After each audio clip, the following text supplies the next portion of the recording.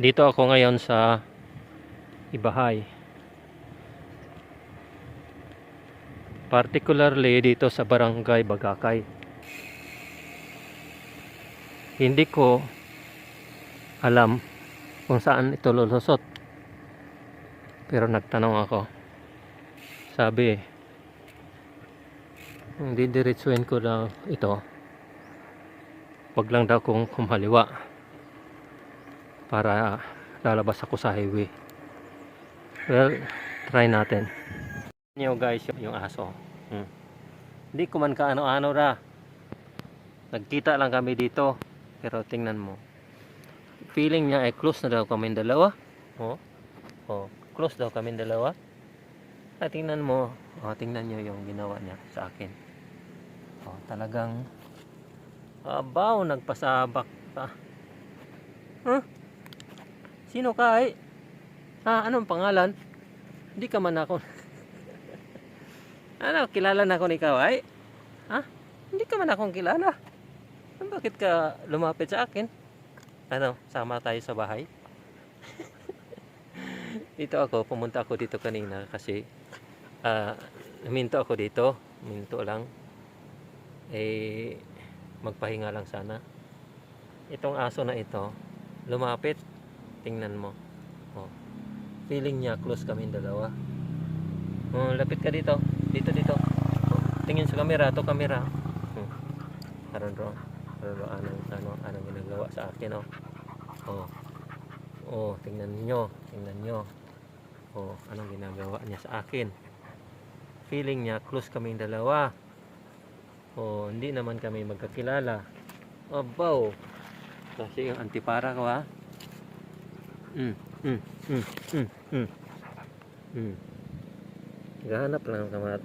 Naghahanap ka ng pagkain? Walang pagkain dito sa akin. Nasira yung damit ko. Ala. Ang ginagawa niya, nilalambing niya ako. Hindi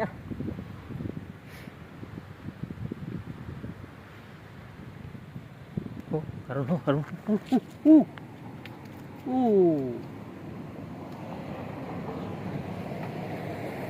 Ben.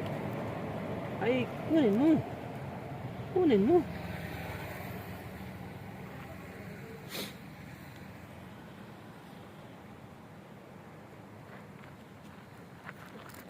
Alis na ako. Hindi. Paano? Nilalambing niya ako. Tapos, di man kami magkakilala. Siyempre, baka walang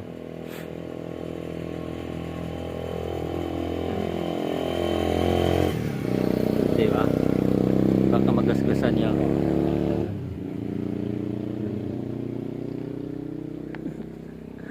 Loko nga aso. First time ko na ginaganyan ako ng aso. Kayo nilalambing na ba kayo ng aso? Hindi nyo kay ano-ano?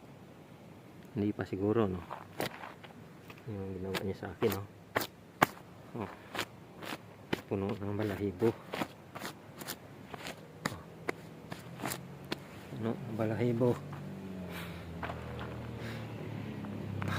So, dito ako ngayon dahil nagpahinga muna ako. Tapos, didiretso tayo sa saan naman siya? Uwi tayo. At makapagpahinga kasi mamaya mayroon tayong meeting. At hintayin na meeting mamaya, kaya busy na mamayang hapon, mamayang gabi, mamayang alas 5 hanggang alas 7 ng gabi yung meeting ko.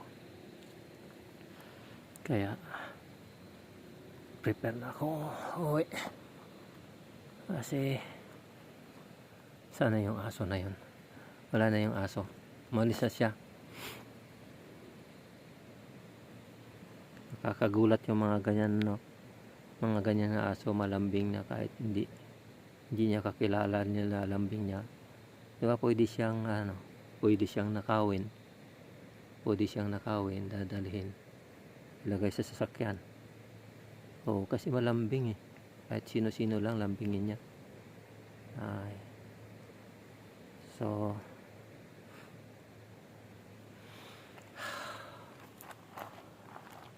inikot ko ngayon yung ano, bali ang narating ko ngayon, inikot ko yung Ibahay.